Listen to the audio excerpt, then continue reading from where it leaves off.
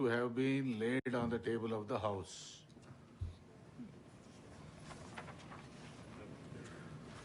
Madam, మాట్లాడతారా? అధ్యక్ష, ధన్యవాదాలు అధ్యక్ష. నేను గత సంవత్సరం సెప్టెంబర్ 3వ తారీఖు నాడు నా ఎమ్మెల్సీ పదవికి రాజీనామా ఇవ్వడం జరిగింది అధ్యక్ష. మీకు తమరికి చైర్మన్ ఫార్మాట్లోనే, హౌస్ ఫార్మాట్లోనే రెసిగ్నేషన్ లెటర్ పంపాను అధ్యక్ష. ఆనాడు మీరు పెద్దలుగా, నా వెల్విషర్గా, అదేవిధంగా మీ యొక్క డ్యూటీ నిర్వర్తిస్తూ మరి ఆవేశపడకండి, కొంచెం ఆలోచించుకోండి, నిర్ణయం తీసుకోండి, మీకు సమయం ఇస్తా అని చెప్పారు అధ్యక్ష.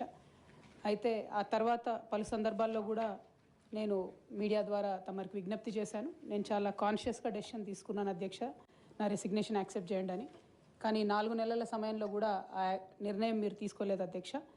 అందుకనే ఇవాళ తమరిని మళ్ళీ సమయం అడిగి ఫ్లోర్లో మాట్లాడి అసలు ఈ నిర్ణయం తీసుకోవడానికి కారణం ఏంది, ప్రజలకు తమరి ద్వారా ఎక్స్ప్లెయిన్ చేయాలన్నటువంటి ఉద్దేశంతో సమయం అడిగాను అధ్యక్ష. తమరు దయతోని సమయం ఇచ్చినందుకు ధన్యవాదాలు తెలియజేస్తా ఉన్నాను అధ్యక్ష. ముందుగా ఈ రాష్ట్రంలో 4 కోట్ల మంది ప్రజలుంటే 40 మంది మనం ఎమ్మెల్సీలో ఉంటాం అధ్యక్ష. పెద్దల సభలో కూర్చోవడం అనేటటువంటిది చాలా పెద్ద గౌరవం. ఇటువంటి గౌరవాన్ని నాకు ఇచ్చినటువంటి బీఆర్ఎస్ పార్టీకి, అట్లానే నిజామాబాద్లో నాకు ఓటు వేసి గెలిపించినటువంటి మా ఎంపీటీసీ, జెడ్పీటీసీ సభ్యులకు ధన్యవాదాలు తెలియజేస్తూనే, నాకు ఇచ్చినటువంటి బాధ్యతను నేను నిర్వహించడానికి అదే బీఆర్ఎస్ పార్టీ నుంచి నాకు అనేకమైనటువంటి కట్టుబాట్లు ఎదురవుతూ ఉన్నాయి. కాబట్టి ఆ పార్టీ ద్వారా సంక్రమించినటువంటి పదవిని పెట్టుకోవడం అన్నది నైతికత కాదు. కాబట్టి ఆ పార్టీ ఇచ్చినటువంటి పదవికి రాజీనామా చేయాలని చెప్పి నిర్ణయం తీసుకున్నాను అధ్యక్ష. దాన్ని తమరు యాక్సెప్ట్ చేయాలని ఫ్లోర్ ఆఫ్ ది హౌస్లో అడుగుతా ఉన్నాను అధ్యక్ష. అదేవిధంగా అధ్యక్ష, తమరికి తెలుసు అధ్యక్ష, నేను గత 20 సంవత్సరాలుగా ప్రజా జీవితంలో ఉన్నటువంటి వ్యక్తిని.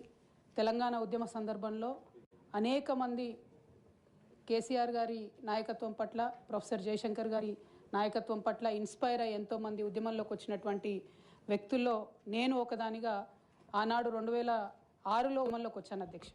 2006లో నేను ఉద్యమానికి వచ్చేటప్పటికే బీఆర్ఎస్ పార్టీ పొలిటికల్గా ఒక శక్తిగా ఎదిగింది అధ్యక్ష. ఆనాటికే యూనియన్ క్యాబినెట్ మినిస్టర్గా కేసీఆర్ గారు కూడా ఉన్నారు.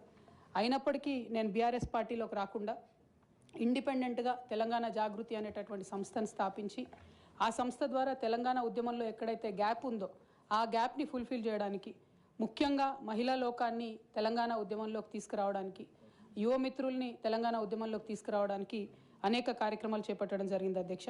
అందులో ప్రధానంగా ఏదైతే మన సంస్కృతి గురించి అనేకమైనటువంటి చిన్న చూపు చూసేటటువంటి పరిస్థితి ఉన్నటువంటి సందర్భంలో మన బతుకమ్మ మన గౌరవం అని చెప్పి బతుకమ్మ పండుగను ముందుకు తీసుకెళ్ళి నేను ఊరూరా తిరుగుతూ మరి బతుకమ్మ పండుగ మన ఆత్మగౌరవానికి ప్రతీక అని చాటి చెప్పేటటువంటి ప్రయత్నం చేశాను అధ్యక్ష. అదేవిధంగా మన చరిత్రకు సంబంధించి 3000 సంవత్సరాల తెలంగాణ చరిత్రను కూడా నేను ప్రత్యేకించి ఒక చారిత్రక బృందాన్ని కూడా పెట్టుకొని మరి పుస్తకాలను కూడా వెలువరించడం జరిగింది అధ్యక్ష.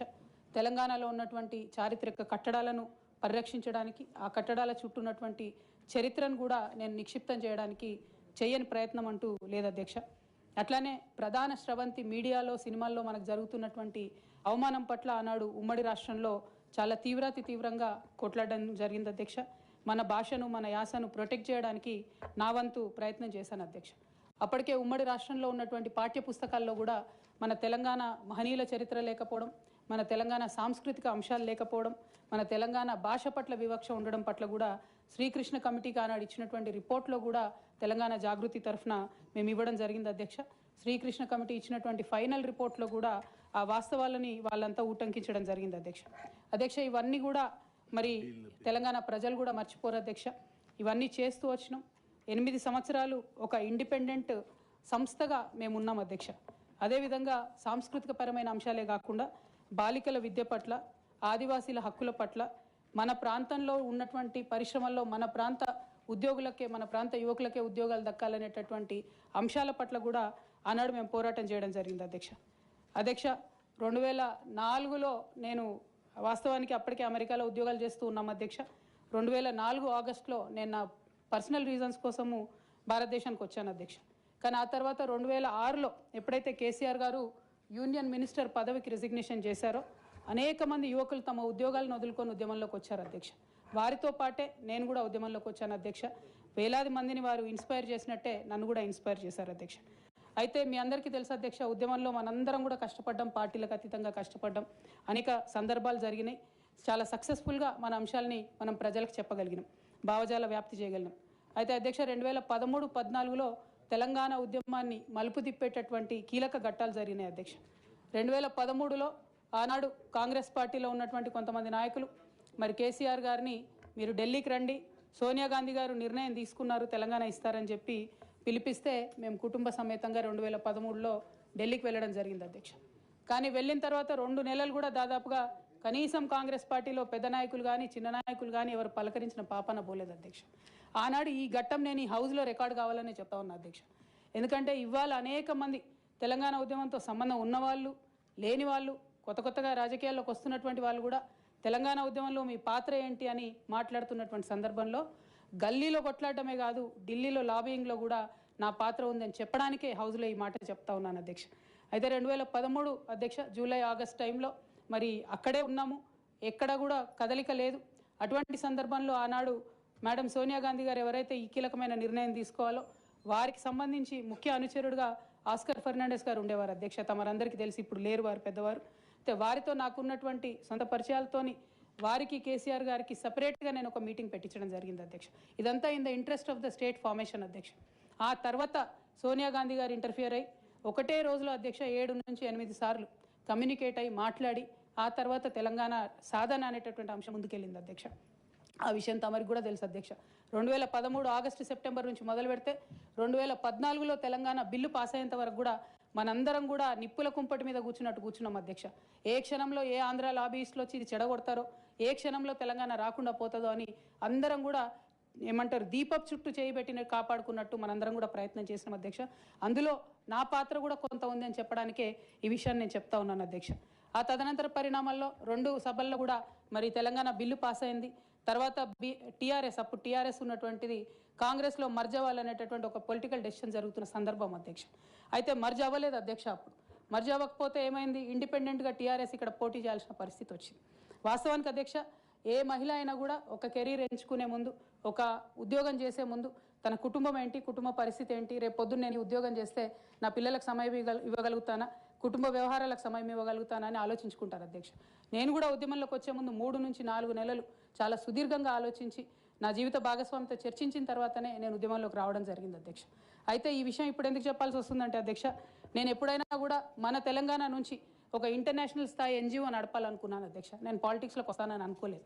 కాకపోతే 2013-14లో ఎప్పుడైతే ఈ పరిణామాలు జరిగినాయో, టీఆర్ఎస్ పార్టీ ఒంటరిగా పోటీ చేయాల్సి వచ్చిందో అధ్యక్ష, ఆనాడు నాకు పార్టీ నుంచి వచ్చినటువంటి రిక్వెస్ట్ ఏంటంటే, నువ్వు నిజామాబాద్లో చేసినటువంటి పనికి నిన్ను నిజామాబాద్లో దాదాపుగా ఇంటింటికి గుర్తుపడతారు కాబట్టి నువ్వు ఎంపీ టికెట్ తీసుకొని అక్కడ ఉంటే అందరు ఎమ్మెల్యేలు మనం గెలిచేటటువంటి ఆస్కారం ఉంటుంది కాబట్టి నువ్వు ఇక్కడ పోటీ చేయాలని ఆనాడు టీఆర్ఎస్ పార్టీ నాకు పిలిచి పార్లమెంట్ టికెట్ ఇచ్చింది అధ్యక్ష.